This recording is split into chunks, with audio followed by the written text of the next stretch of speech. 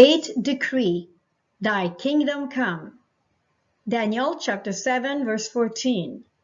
And there was given him dominion and glory and a kingdom, that all people, nations, and languages should serve him. His dominion is an everlasting dominion, which shall not pass away, and his kingdom that which shall not be destroyed. Satan asked Christ to worship him. Matthew chapter 4 verses 8 to 11. Again, the devil taketh him up into an exceeding high mountain, and sheweth him all the kingdoms of the world and the glory of them, and saith unto him, All these things will I give thee, if thou wilt fall down and worship me. Then saith Jesus unto him, Get thee hence, Satan, for it is written, Thou shalt worship the Lord thy God, and him only shalt thou serve. Then the devil left him, and behold, angels came and ministered unto him. He will ask the saints to worship him. Revelation chapter 13 verses 4 and 7.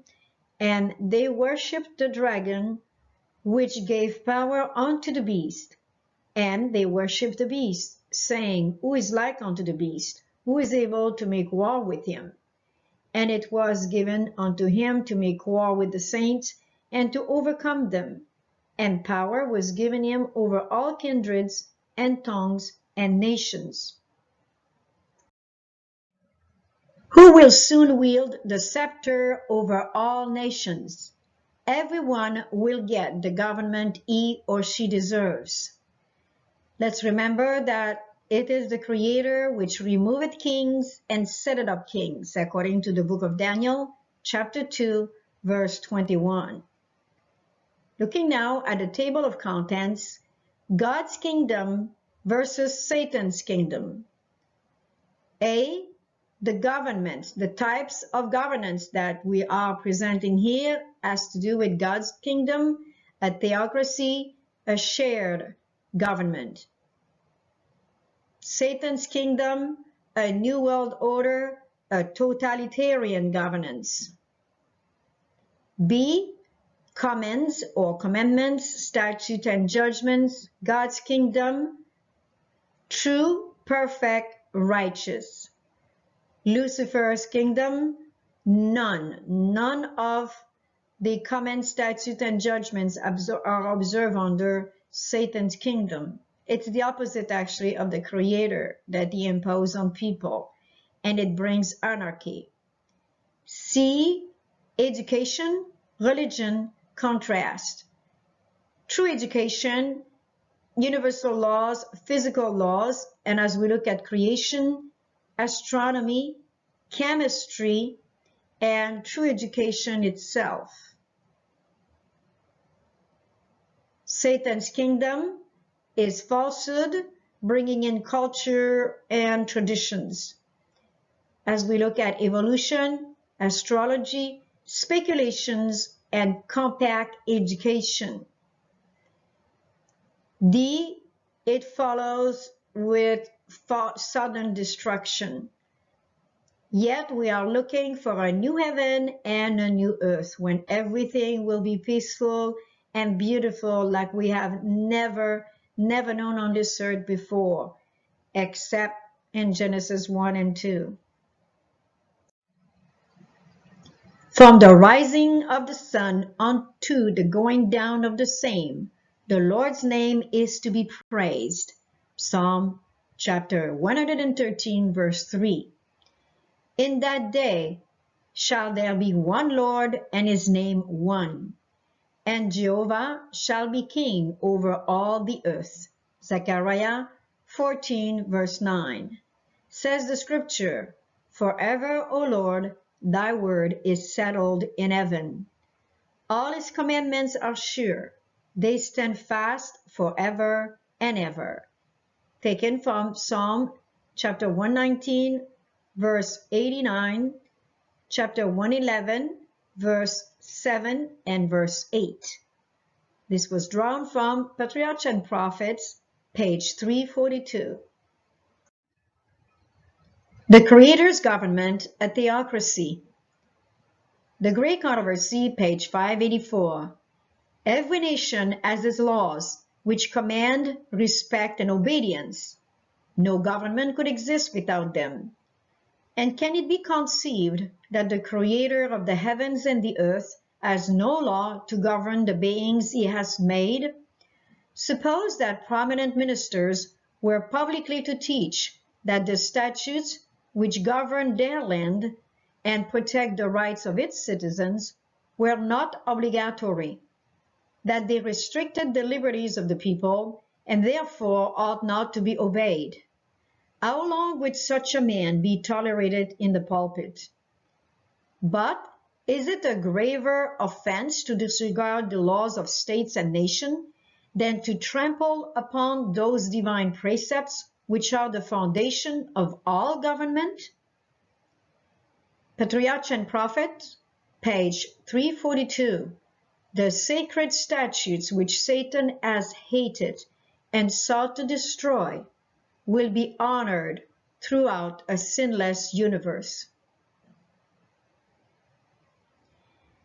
Psalm chapters 19 verses 7 to 11.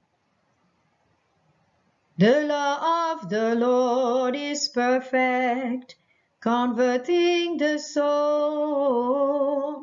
The testimony of the Lord is sure, making wise the simple. More to be desired are they than gold, yea, than much fine gold. Sweeter also than honey, honey, and the honeycomb. The statutes of the Lord are right, rejoicing the heart. The commandment of the Lord is pure, enlightening the eyes. More to be desired are they than gold, yea, than much fine gold. Sweeter also than honey, honey, and the honeycomb. The fear of the Lord is clean, enduring forever. The judgments of the Lord are true, and righteous altogether. More to be desired are they than gold, yea, than much fine gold. Sweeter also than honey, honey, and the honeycomb. Moreover, by them is thy servant warned, and in keeping of them there is great reward. A New World Order with modern Towers of Babel. Isaiah chapter 14 verse 13, For thou hast said in thine heart, I will ascend into heaven. I will exalt my throne above the stars of God. I will sit also upon the mount of the congregation in the sides of the north. Notice how many times Lucifer says, I in one verse. Very selfish government. Genesis chapter 11 verses 4 to 8. And they said, Go to, let us build us a city and a tower, whose top may reach unto heaven. And let us make us a name, lest we be scattered abroad upon the face of the whole earth. And the Lord came down to see the city and the tower, which the children of men builded. And the Lord said, Behold, the people is one, and they have all one language. And this they begin to do, and now nothing will be restrained from them, which they have imagined to do. Go to, let us go down, and there confound their language, that they may not understand one another's speech. So the Lord scattered them abroad from thence upon the face of all the earth, and they left off to build the city. A New World Order, modern Tower of Babel. And this fits with what Lucifer had planned to do when he was in heaven, but now he has been thrown upon the earth, literally. And in Isaiah 14, verse 13, which we just read, he proposed to be sitting above the star of God, to exalt himself with his throne above the stars of God, ascend to heaven. So therefore, we can see that in Jeddah, Saudi Arabia, there is a building that will be a high-rise. It's under construction, that will stretch 3,280 feet into the sky, which is 10-foot high ceiling if you were to build 328 floors with that building of apartments. Now, we're not sure if that is definitely somewhere where you would like to live, but you can see that tower right now is definitely above the clouds. Satan's government, his plan is for a totalitarian government with no law, no order, no commandment, no statute, no judgment. The second, papal supremacy, a primary application which is being established under our very eyes, and it will reach out all the way to the second coming. And it will be done through different approach: Marxism, socialism, communism, totalitarian world government, with a mix of Catholicism, apostate Protestantism, and spiritualism. But let's keep our eyes on the Middle East with the Caliphate, and Islam and Muslims with their Sharia law as well. They are also proposing a new world order. And basically, these towers are built presently in the Middle East. I saw the rapidity with which this delusion was spreading. A train of cars was shown me going with the speed of lightning. The angel bade me look carefully. I fixed my eyes upon the train. It seemed that the whole world was on board, that there could not be one left. Said the angel, "They are binding in bundles ready to burn." Then he showed me the conductor, who appeared like a stately, fair person, whom all the passengers looked up to and reverenced. I was perplexed and asked my attending angel who it was. He said, "It is Satan. He is the conductor in the form of an angel of light. He has taken the world captive. They are given over to strong delusion to believe a lie, that they may be damned. This agent, the next highest in order to him, is the engineer, and other of his agents are employed in different offices as he may need them, and they are all going with lightning speed to perdition." Early Writings, page 88. I asked the angel if there were none left. He bade me look in an opposite direction, and I saw a little company traveling a narrow pathway. All seemed to be firmly united, bound together by the truth, in bundles or companies. Said the angel, "The third angel is binding or sealing them in bundles for the heavenly garner." This little company looked careworn, as if they had passed through severe trials and conflicts, and it appeared as if the sun had just risen from behind a cloud and shone upon their countenances, causing them to look triumphant, as if their victories were nearly won. Early Writings, page 88. Patriarchs and Prophets, page 636. Israel asked for a king after their own heart. In Saul, God had given to Israel a king after their own heart, as Samuel said when the kingdom was confirmed to Saul at Gilgal.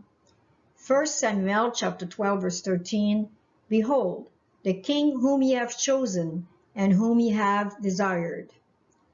Comely in person, of noble stature, and princely bearing, his appearance accorded with their conceptions of royal dignity, and his personal valor and his ability in the conduct of armies were the qualities which they regarded as best calculated to secure respect and honor from other nations. They felt little solicitude that their king should possess those higher qualities which alone could fit him to rule with justice and equity. They did not ask for one who had true nobility of character, who possessed the love and fear of God. They had not sought counsel from God as to the qualities a ruler should possess in order to preserve their distinctive, holy character as his chosen people.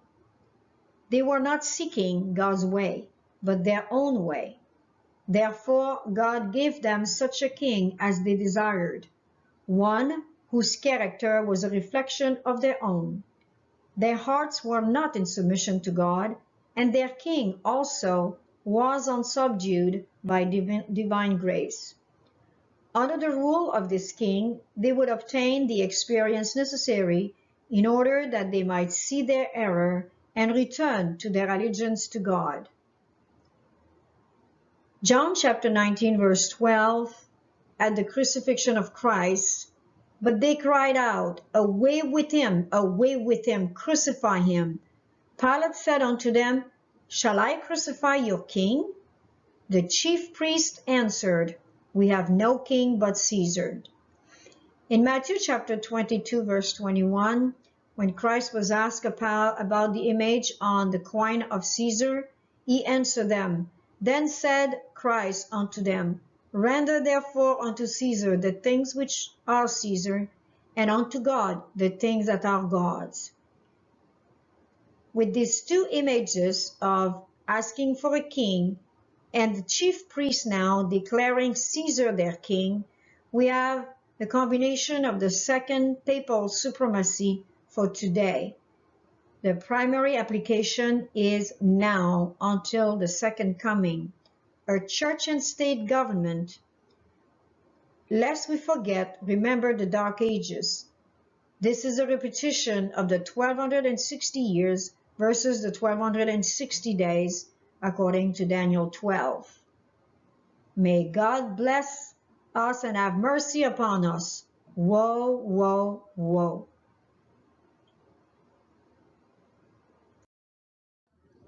Continuing with the table of contents that we have submitted at the beginning of this presentation, and as we have presented section A and B of God's kingdom versus Satan's kingdom, their type of governance, the law that was under God's government from before the creation of the world, which Lucifer has rejected in heaven, and which he has never planned ever since he was thrown out of heaven to follow, to obey God's commandments, statutes, and judgments. We have also come now to studying the education, religion, and the contrast that we're going to see now very clearly as to what is unfolding under our very eyes. Astronomy, astrology, and cultural astronomy. This is taken from an article which points to the University of Wales, Trinity St. David, where this particular program, cultural astronomy, and which includes together astronomy and astrology now, very new program, and we believe you must know about this. It's a very important, very, very important news. And we read, the words astronomy and astrology have distinct meaning in the modern world.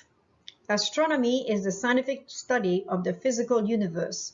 It is an applied science, and it is recognized so by even these people. They do recognize astronomy as a science. Astrology, on the other hand, is the practice of relating heavenly bodies to lives and events on earth.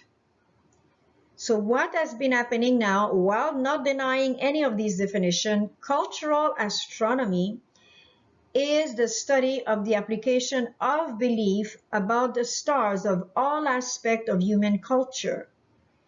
It includes the new discipline of archaeoastronomy, the study of astronomical alignments, orientation, and symbolism in ancient and modern architecture.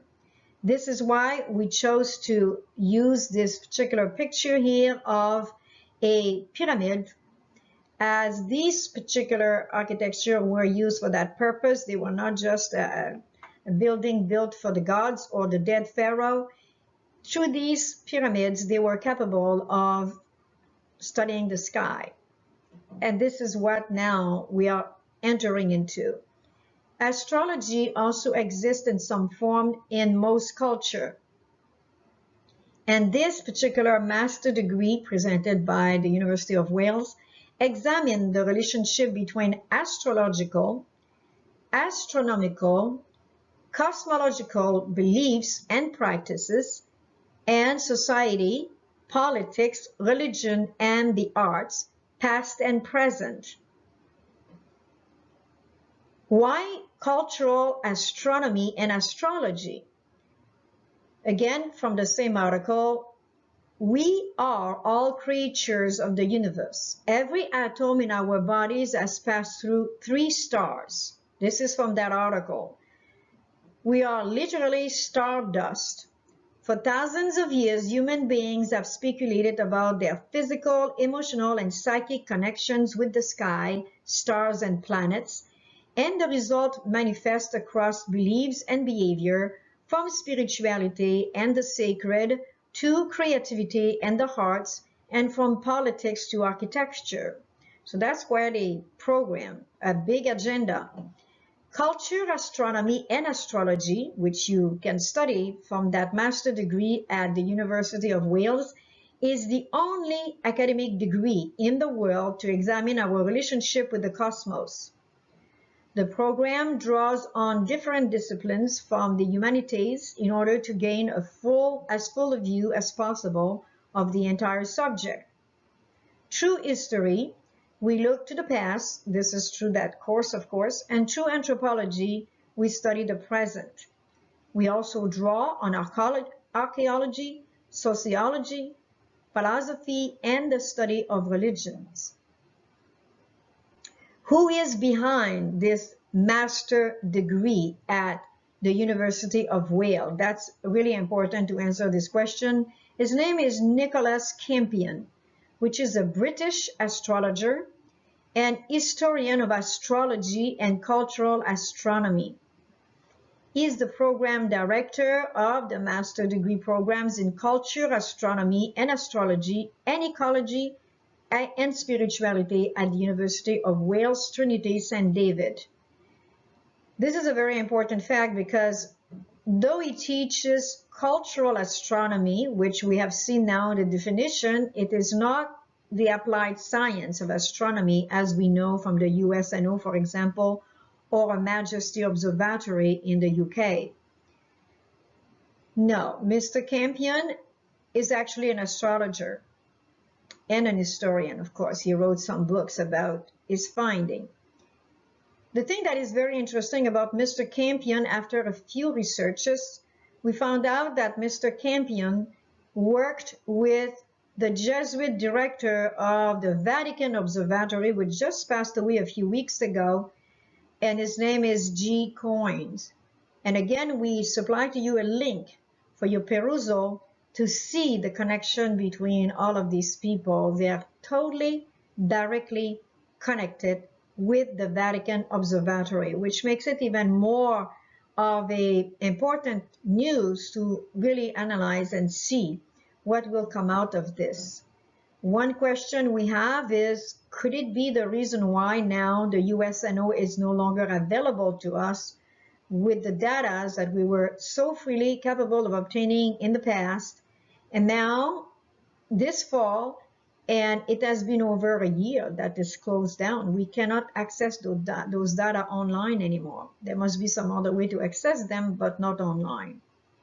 This is a question we leave you to answer to yourself. If there is a connection between the USNO no longer giving us data that we need to pursue studies like the biblical calendar or the Mazzaroth, and now this cultural astronomy and astrology course with a master degree level at University of Wales, of all places, which is not Catholic, it's in England, but they have united with the Vatican Observatory. Astronomy and the science of the biblical calendar and the Mazzaroth, as found in Job chapter 38, verse 32. Astronomy is an applied science which studies how the universe is made. It's the science also of the biblical calendar and of the Mazzaroth, which announces the first, second, and third coming of the Creator, and of course our Redeemer and King of Kings and Lord of Lords. And it's announcing this through the constellations, through the group of stars. And this is also the science of the kingdom of God. This is actually what we offer here in this video, as we are not intending to explain the Mazzaroth at this time with the 12 cardinal constellation in their season and the Decan constellation. But all of this can be found on this YouTube here link, or you can go directly to our library at 144,000teachers.org, where you will find actually multiples of video on the biblical calendar and the Mazzaroth and much more. Astrology, on the other hand, is a pseudoscience and a form of divination using stars and planets. Is the science of the kingdom of Lucifer. It has no scientific validity whatsoever, and it leads to worship self and, of course, Lucifer. So we do encourage you to ground yourself into the truth in order to distinguish between what is true and what is false. What we have here is actually the Mazzaroth with the stars, with their explanation from the Hebrew words of the stars and their meaning, because we know that the Creator gave it all their name. And we have here a presentation of the Mazzaroth with the name in Hebrew of the 12 constellation in their season, which makes up the ecliptic line. And we just invite you more and more to study this wonderful, wonderful truth in order to not be deceived at the end with these deceptions which are right on us. They're not coming upon us, they're here with this program that they're offering right now at Wales University. So be of good courage, but do not be lenient in thinking that you will be spared because you're a child of God. Satan is trying right now to deceive the very elect. Entering now some very, very important discussion on the points of view of evolution and a view of all the points of creation using the science of chemistry, which is an applied science. Especially following this particular statement, which we read earlier, coming directly from an article from Cultural Astronomy and Astrology and the University of Wales, Trinity St. David. We are all creatures of the universe. Every atom in our body has passed through 3 stars. We are literally stardust. We are not declaring that. The University of Wales and this article are doing so. Now, written by Neta Bakal, a professor of astronomy in the Department of Astrophysical Sciences at Princeton University in New Jersey, we read, "The universe is filled with billions of galaxies and trillions of stars, along with nearly uncountable numbers of planets, moons, asteroids, comets, and clouds of dust and gas, all swirling in the vastness of space. But if we zoom in, what are the building blocks of these celestial bodies, and where did they come from? Hydrogen is the most common element found in the universe, followed by helium, and together they make up nearly all ordinary matter. But this accounts for only a tiny slice of the universe, about 5%. And the rest is made of elements that can't be seen and can only be detected indirectly. Every bit of matter that makes up all the known elements in the periodic table, and every object in the universe, from black holes to massive stars to specks of space dust, was created, according to this professor, during the Big Bang. And again, he's a professor of astronomy in the Department of Astrophysical Sciences at Princeton University in New Jersey. So he's a scientist. However, we have a view of all the points of creation here based on chemistry as well that we would like to definitely present, which brings in the subject that has been submitted, which this gentleman here is presenting, the fact that hydrogen is the most common element found in the universe, followed by helium. And this is what makes up nearly all ordinary matter. So, and he mentions here the elements in the periodic table. So, here is the periodic table of the elements. And here is the formula of hydrogen, or you could call it the nomenclature of hydrogen. How we represent it in chemistry is with an H. And helium is on this particular group here, He. It's represented in the nomenclature in chemistry, the chemical nomenclature. That's how we represent it in chemistry rather than the full name. And all of these other elements here, they also are short for a full name, which we will see in a few minutes. Every object in the universe, from black holes to massive stars to specks of space dust, were created by the one who declared in Genesis chapter 1 verse 1, in the beginning God created the heaven and the earth. And this was not a big bang, and it didn't take millions of years. We know that Genesis 1 and 2, in chapter 2 of Genesis, we're told that he worked for 6 days and he rested the 7 days of all the work that he did. So this is a declaration from the mouth of the Creator, and as creationists, we believe what he says. Every atom in our bodies has been created by the Creator of the universe.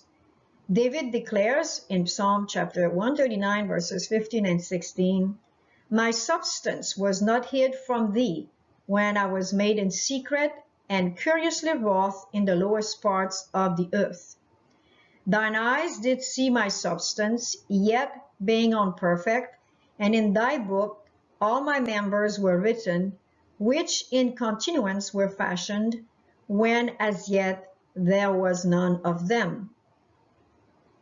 So therefore, being creationists, we do declare that according to the Word of God, according to the word coming out of his mouth, that he made the heaven and the earth in 6 days, literal 6 days, not 6 million, 6 billion years, and on the 7th day he rested, which created at the same time the hebdomad, the week of 7 days, the group of sevens, which we have seen in other studies. We will look now further into these particular declaration of this particular scientist, and more specifically here as well, the University of Wales. In order to show a view of all the points of creation, we are using the applied science of chemistry. Every object in the universe, from black holes to massive stars to specks of space dust, were created by the one who declared, in the beginning, God created the heaven and the earth, Genesis 1:1. Using the periodic table of the elements and an article from NASA, which is explaining quite simply and clearly how we can actually analyze and declare, we can analyze and see the elements that can be found in the universe. The composition of matter, which is the study of chemistry and the tables of the elements, is usually determined via spectroscopy, which is the science of the spectrum. Each element gives us a unique signature of specific wavelengths of light, which are observed as bright lines in its spectrum. By measuring the relative intensities of these emissions lines from different elements, it is possible to determine the relative abundances of the elements. When interstellar gas absorbs light, we see absorption lines, evidenced as dark lines in the spectrum. These lines can be used to tell us the composition of the gas cloud. So the spectrum of a star shows the elements in the star's outer layers. The spectrum of a planet shows on its surface the elements and in its atmosphere. This is taken actually from an article from NASA. So it's a scientific article, and it's probably one of the simplest one that you can find in order to understand spectroscopy and the table of the elements, the periodic table of the elements in chemistry. Spectroscopy is the science of the spectrum. The spectrums has wavelengths and it has energy. The energy increases this way, where the wavelength increases this way. So to make it simple, from radio wavelengths to gamma, you have an increase of energy. From gamma to radio, you have an increase of wavelengths, which means at a very high wavelengths, like radio wavelengths, you have very low energy.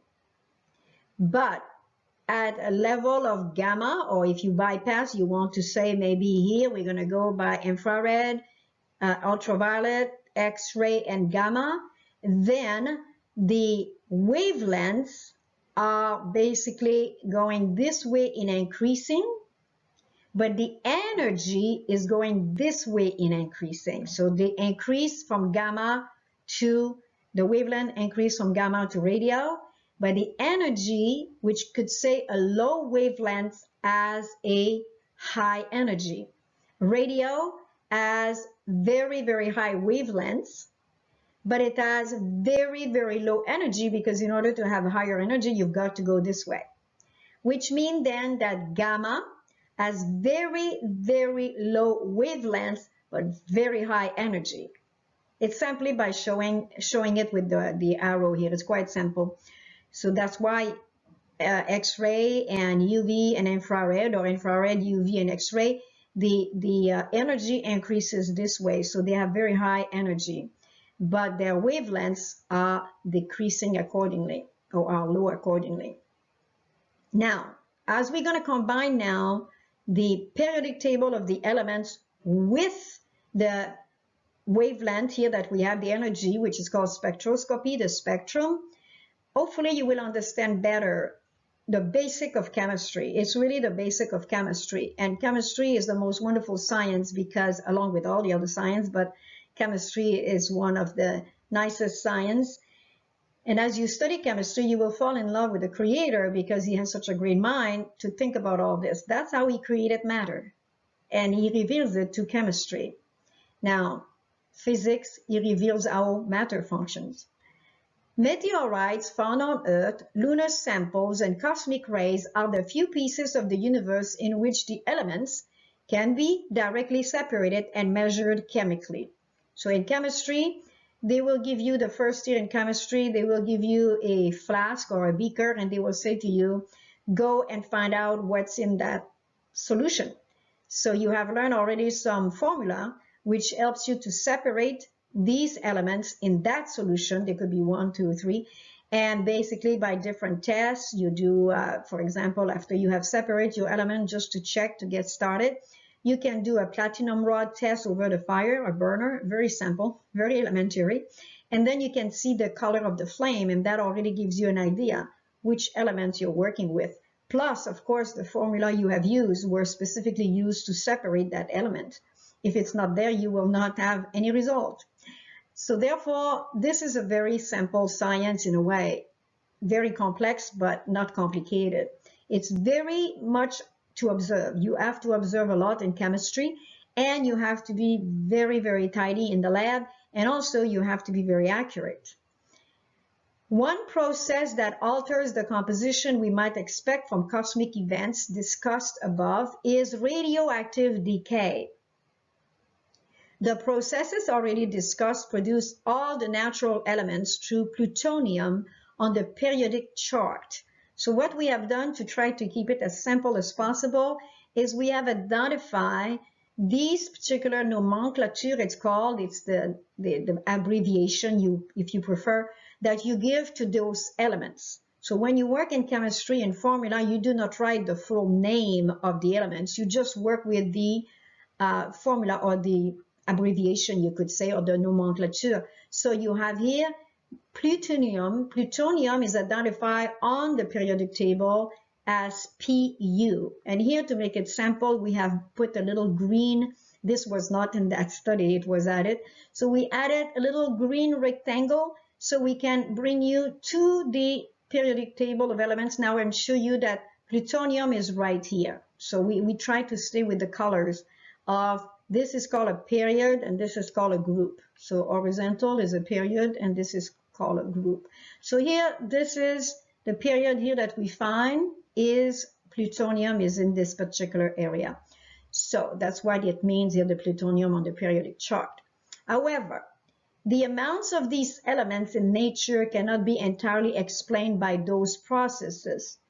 Lead in particular, again, lead, Pb, the nomenclature for lead is Pb. We have identified it with a pinkish to try to remember it, and it's right here. So this is easy for you to look at this chart right now because the colors kind of match. Sometimes you go from one to the other, you use the same triangle and it doesn't reproduce the same on an image as it does on the computer. However, it's close enough. So lead in particular is much more abundant than expected if it is only produced in supernova explosion. So you may say here we're mixing astronomy with chemistry. We're mixing also mathematics. It's all of the above. Astrophysics, that's how you study.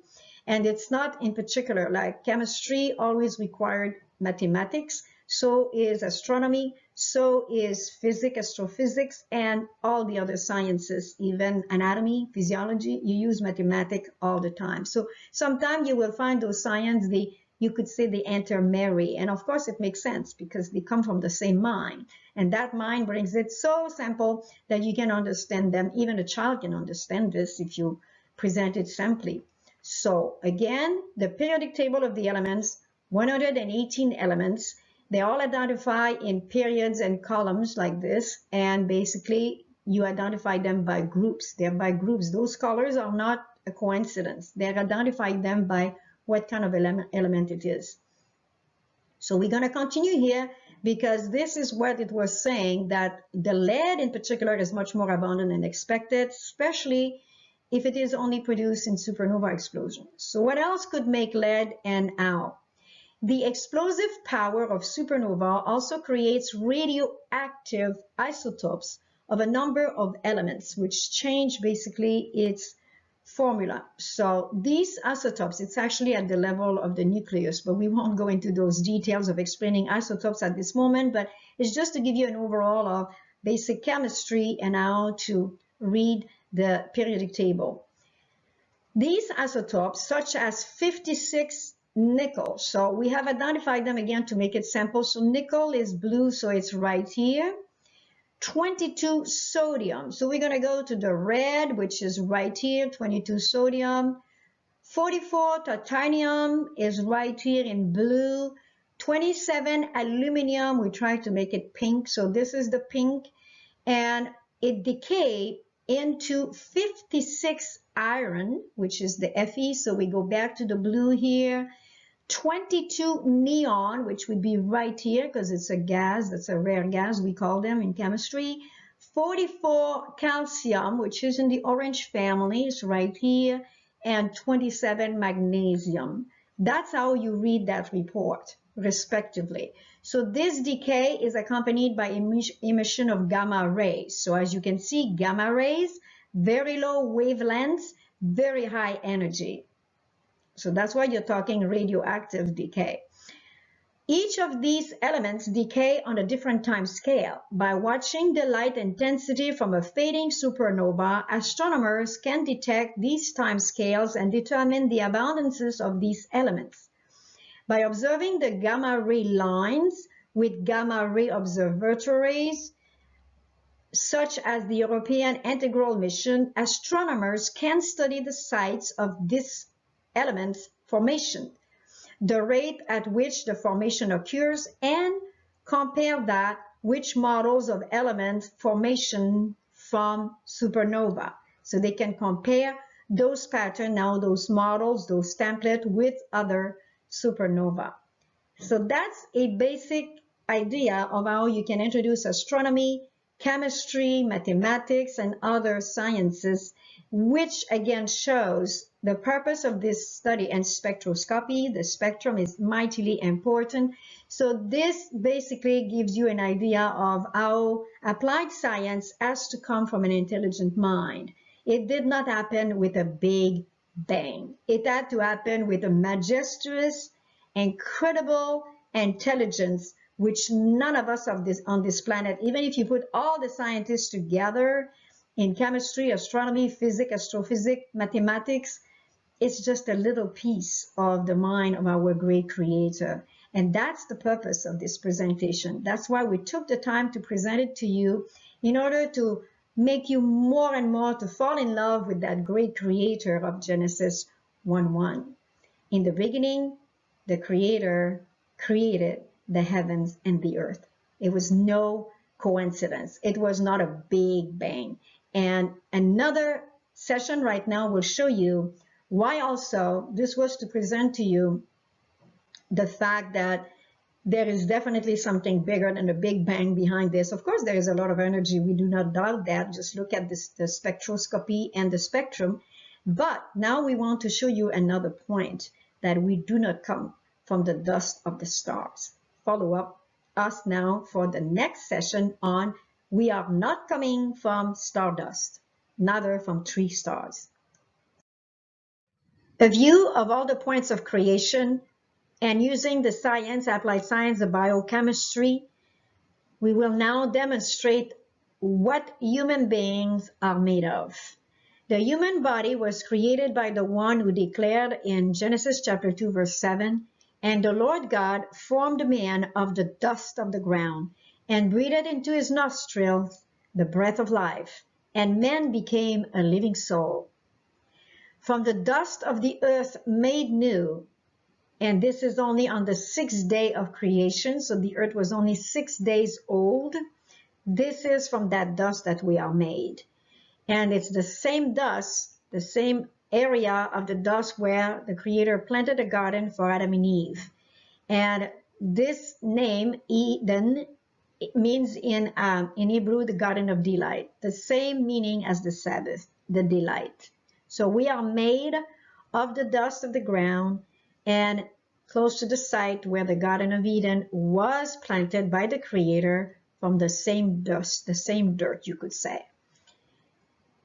Now, as far as the composition of the human body, we read almost 99% of the mass of the human body is made up of 6 elements, which we find again in the periodic table of the elements: oxygen, carbon, hydrogen, nitrogen, calcium, and phosphorus. 99% of the mass of the human body is made of those 6 elements, and only about 0.85% is composed of another 5 elements: potassium, sulfur, sodium, chlorine, and magnesium. All 11 are necessary for life. It would be a very good exercise now if you took those elements, find them in the periodic table of the elements, and identify them where they are in that table. So that would be a good homework to do in order to get accustomed to work with the periodic table. The remaining elements are trace elements, of which more than a dozen are thought on the basis of good evidence to be necessary for life. All of the mass of the trace elements put together, less than 10 grams for a human body, do not add up to the body mass of magnesium, the least common of the 11 non-trace elements.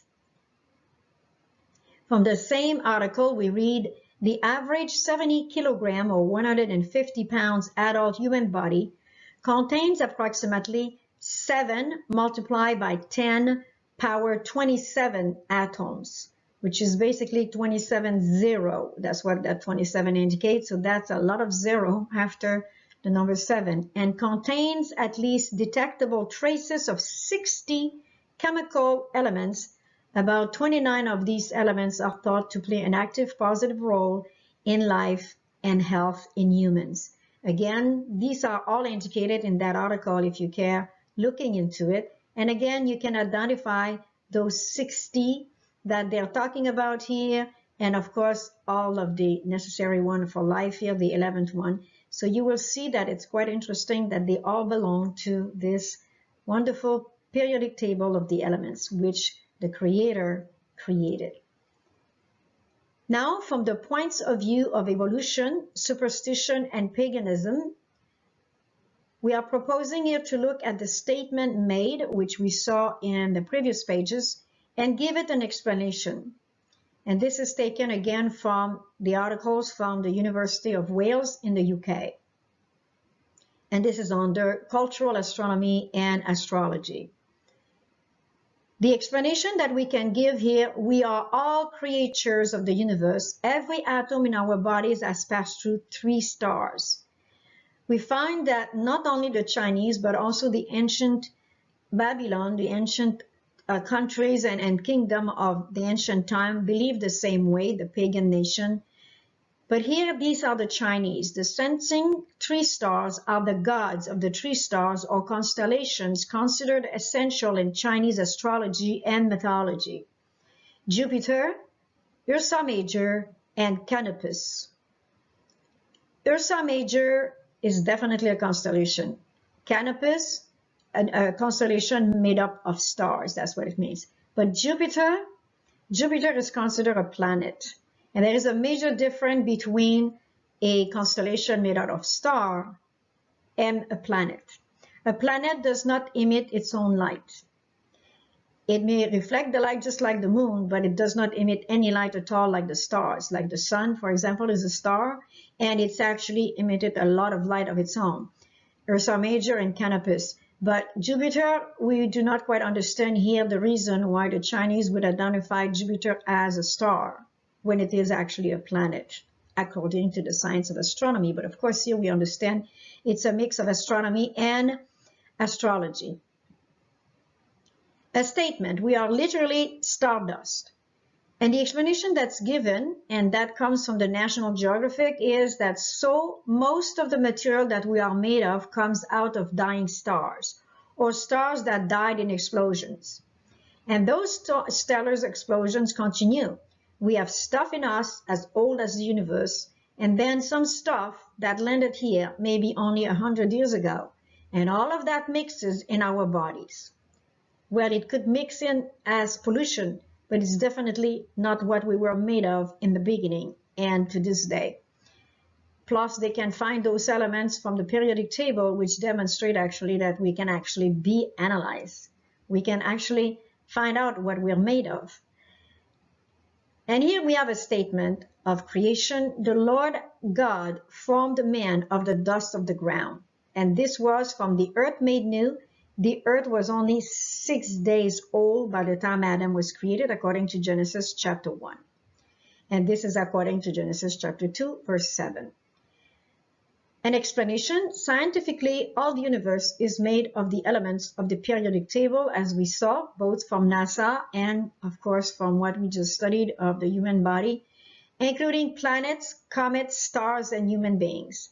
Thus, stardust contains elements of the periodic table, as confirmed by NASA, but it is not what made up the human body. The human body is made of elements of the periodic table, as all planets, comets, and stars, etc., but it cannot be declared that we are made of stardust and fallen at that on the earth. We are made by the Creator from the dust of the earth, made new, and where He planted the Garden of Eden. Even our DNA longs for Eden and our Creator every day. A quick study on the applied science of anatomy. Anatomy of living organisms and anatomy of matter. And a simple way to teach it is like this. A group of atoms come together, which is the basis of creation, and they form an element. Elements, they come together and they form the cells. The cells come together and they make up the tissues. The tissues come together and they make up an organ. The organs come together and they make up the systems. In the case of the human body is 11 systems, and that's how you have an organism. And it's also the same as in the case of the animal kingdom. The anatomy of matter, as we saw, is atoms coming together and forming an element. And we saw there was 118 elements in the periodic table. Another beautiful study of anatomy that we find in 1 Corinthians chapter 15, verses 37 to 52. That which thou sowest not that body that shall be, but bare grain. It may chance of wheat or some other grain. But God giveth a body as it had pleased him, and to every seed his own body. All flesh is not the same flesh, but there is one kind of flesh of man, another flesh of beast, another of fishes, and another of birds. And this applies exactly at what it says here. Like the tissues of the organ are all different for each organ. It's wonderful. It's the same exact teaching. They are also celestial bodies and bodies terrestrial. But the glory of the celestial is one, and the glory of the terrestrial is another. There is one glory of the sun, another glory of the moon, and another glory of the stars. So the stardust is not the same as the dust that we have, the Creator has used to make us. That's what it says here. For one star differed from another star in glory. So also is the resurrection of the dead. It is sown in corruption, it is raised in incorruption. It is sown in dishonor, it is raised in glory. It is sown in weakness, it is raised in power. It is sown a natural body, it is raised a spiritual body. There is a natural body and there is a spiritual body. And that's what we teach with the concrete and the abstract, the two poles of truth. And so it is written, the first man Adam was made a living soul. The last Adam was made a quickening spirit. Howbeit that was not first which is spiritual, but that which is natural. And afterward, that which is spiritual. The first man is of the earth, earthly. The second man is the Lord from heaven. As is the earthly, such are they also that are earthly. And as is the heavenly, such are they also that are heavenly. And as we have borne the image of the earthly, or the earthy, we shall also bear the image of the heavenly. Now, this I say, brethren, that flesh and blood cannot inherit the kingdom of God, neither both corruption inherit incorruption. Behold, I show you a mystery. We shall not all sleep, but we shall all be changed. In a moment, in the twinkling of an eye, at the last trumpet, for the trumpet shall sound, and the dead shall be raised incorruptible, and we shall be changed. We read in Messages 76, written in 1900 by the pen of inspiration, our personal identity is preserved in the resurrection, though not the same particle of matter or material substance as went into the grave. The wondrous work of God is mystery to man. So even from the Bible to the spirit of prophecy, we have teaching on the element of the periodic table and how we are made. And the word, particularly the word here, matter, is really, really impressive, as it is describing exactly what we have just seen of the periodic table. What a wisdom and what a knowledge and what an understanding. It passes our understanding. It's too high. We cannot attain it. We can only get a glimpse of it and be thankful that we do by the grace of God. As we continue in table of contents, section C, with education, we are looking now at the ultimate purpose of true education: to restore in man the image of his maker, to bring him back to the perfection in which he was created, to promote the development of body, mind, and soul, that the divine purpose in his creation might be realized. This was to be the work of redemption. This is the object of education, the great object of life. And no other definition can match to this as far as the Bible and the true purpose of educating our children and even the adult. And yet there is right now an institution, the Roman Catholic Church, which is coming out with a different approach to education, and we would like to present it to you at this time, and you judge for yourself which definition is in accordance with the purpose of our creation by our wonderful, wonderful Creator. Vatican Compact on Education, the path to the Global Compact on Education. And this is taken from those new year links. You're invited to check them out. That's where we get this definition. And it's quite interesting the direction that is taken, especially when we know of the Roman Catholic Church as having been a very, very important champion, you could say, in education, maybe not according to the definition of true education, but nevertheless. And now their direction is interesting to say the least, and lacking in even the term Jesus Christ, Messiah, Savior. We do not see that in that definition. Educating young people to the fraternity, to learn to overcome divisions and conflicts, promote hospitality, justice, and peace. Pope Francis invites everyone who cares about the education of the young generation to sign a global pact to create a global change of mentality through the education. The path is begun. Many schools, Catholic universities, and not, are already deepening the anthropological, communicative, cultural, economic, generational, interreligious, pedagogic, and social dimension of this global pact.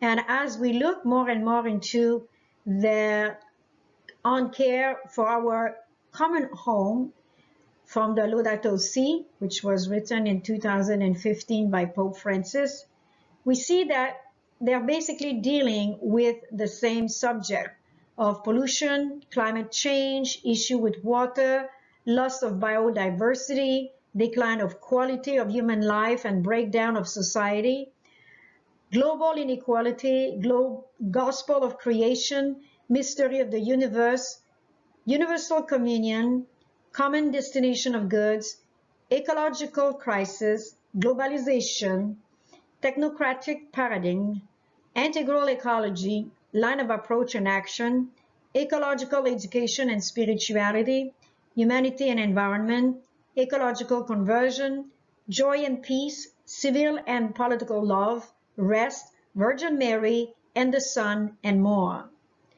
Very, very interesting title or subject that they have chosen to present under One Care for Our Common Home.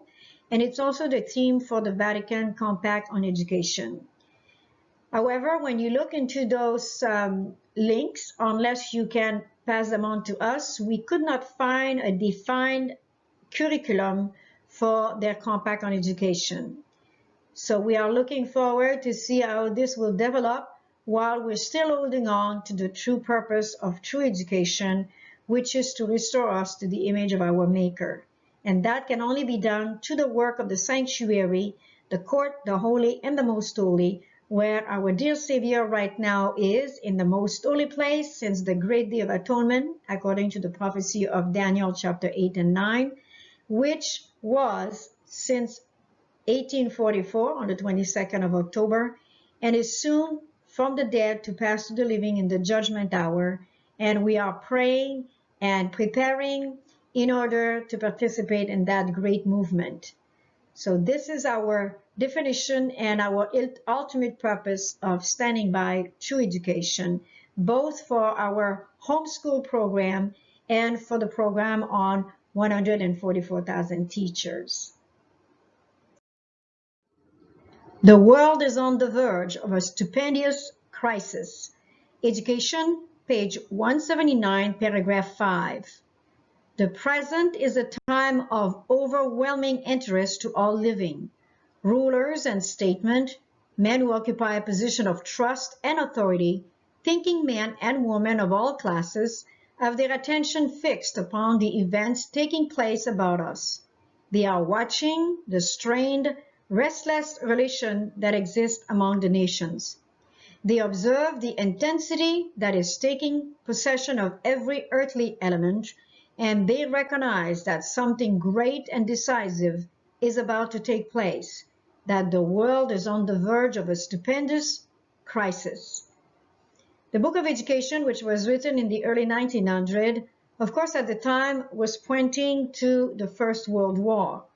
This was a prophetic writing, and we can say that though it may have had a secondary application in the 1900s, we believe that this has now even more of a meaning in the 2020 era as we see the events unfolding everywhere and the unrest everywhere, especially the politics of what's happening everywhere. And so we have to be awake at this time and watch and pray like never before. No more probation for rebellious Israel, 70 AD. This is taken from the Great Controversy, page 38, 1888. The Jews had forged their own fetters. They had filled for themselves the cup of vengeance. In the utter destruction that befell them as a nation, and in all the woes that followed them in their dispersion, they were but reaping the harvest which their own hands had sown. Says the prophet in the book of Hosea, chapter 13, verses 9, and chapter 14, verse 1, O Israel, thou hast destroyed thyself, for thou hast fallen by thine iniquity. Their suffering are often represented as a punishment visited upon them by the direct decree of God. It is thus that the great deceiver seeks to conceal his own work. By stubborn rejection of divine love and mercy, the Jews had caused the protection of God to be withdrawn from them, and Satan was permitted to rule them according to his will. The horrible cruelties enacted in the destruction of Jerusalem are a demonstration of Satan's vindictive power over those who yield to his control.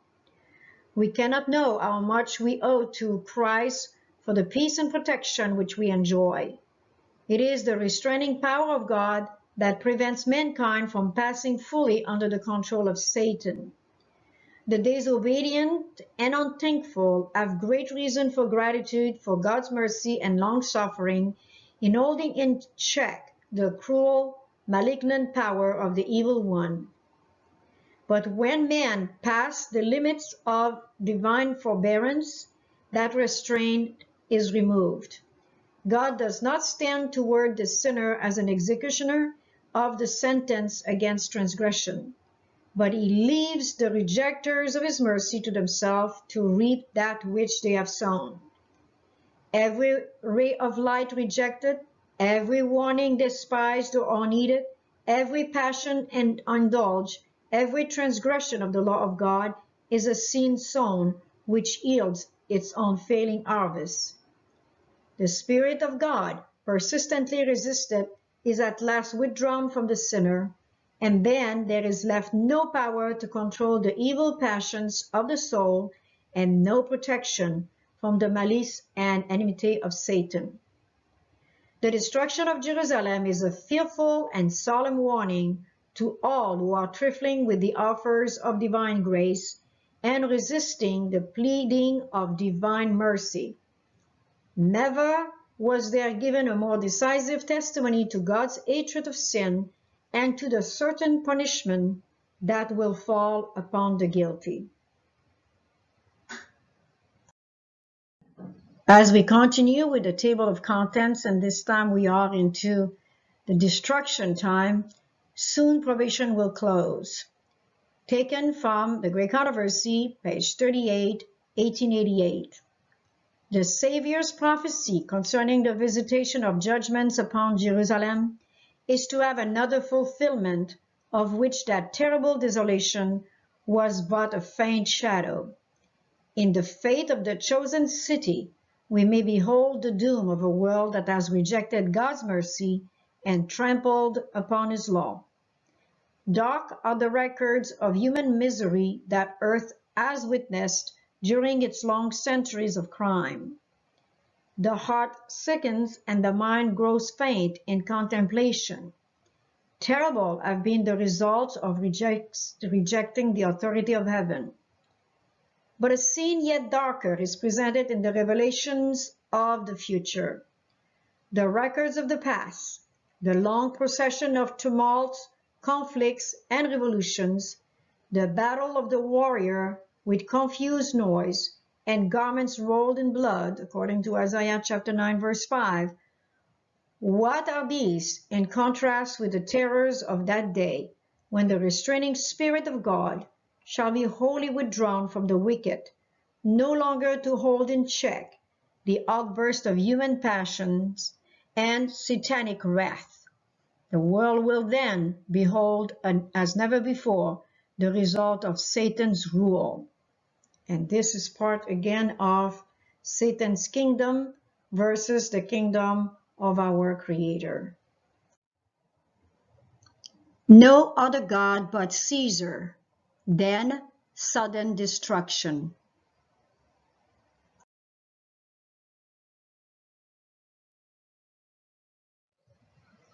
These wonderful and encouraging words of hope and comfort, taken from Desire of Ages, page 669.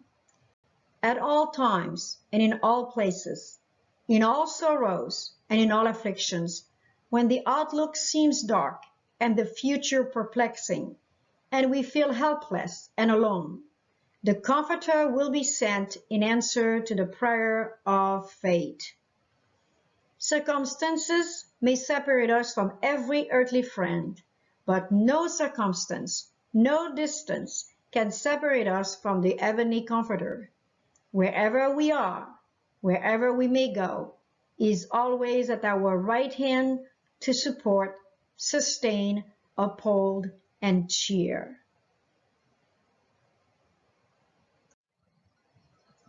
Lucifer's sure end. Ezekiel chapter 28 verses 15 to 18.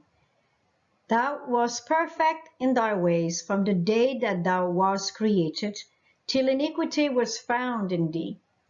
By the multitude of thy merchandise they have filled the midst of thee with violence, and thou hast sinned.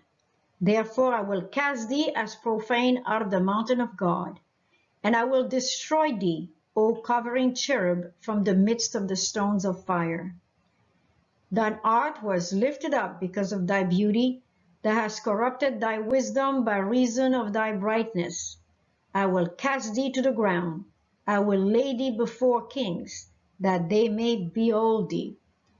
Thou hast defiled thy sanctuaries by the multitude of thine iniquities, by the iniquity of thy traffic.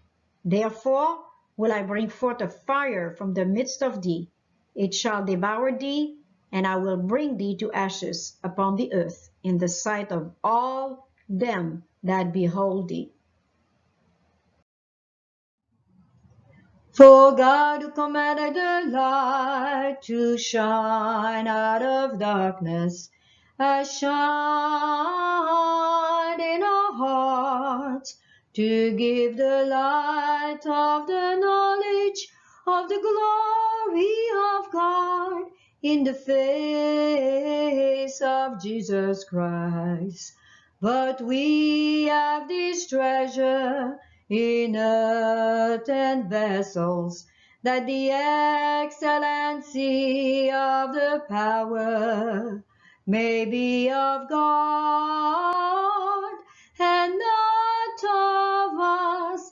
2 Corinthians 4, 6-9. We are troubled on every side, yet not distressed.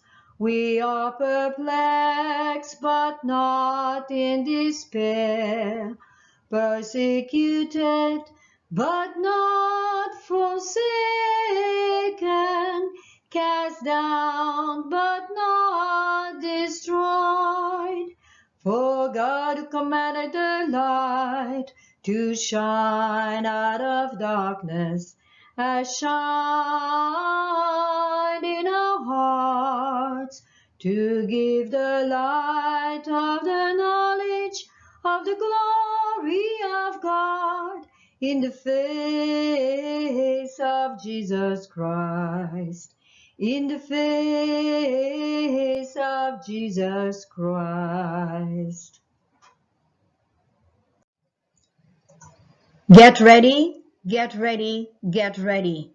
The world is no more ready to credit the message for this time than were the Jews to receive the Savior's warning concerning Jerusalem. Come when it may, the day of God will come unawares to the ungodly. When life is going on in its unvarying round, when men are absorbed in pleasure, in business, in traffic, in money-making, when religious leaders are magnifying the world's progress and enlightenment, and the people are lulled in a false security, then as the midnight thief steals within the unguarded dwelling, so shall sudden destruction come upon the careless and ungodly, and they shall not escape. 1 Thessalonians chapter 5, verses 2 to 5. 8. Decree, thy kingdom come. Daniel chapter 7, verses 13 to 14. I saw in the night visions, and behold, one like the Son of Man came with the clouds of heaven, and came to the Ancient of Days, and they brought him near before him. And there was given him dominion and glory and a kingdom, that all people, nations, and languages should serve him. His dominion is an everlasting dominion, which shall not pass away, and his kingdom that which shall not be destroyed.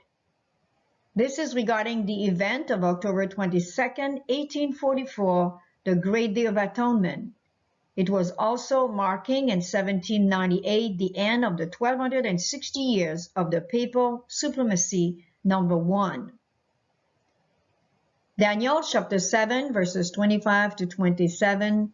And he, which is a composite of the little horn, the beast, the papacy, and Lucifer, which giveth its power, shall speak great words against the Most High, and shall wear out the saints of the Most High, and think to change times and laws, and they shall be given unto his hand until a time and times and the dividing of time.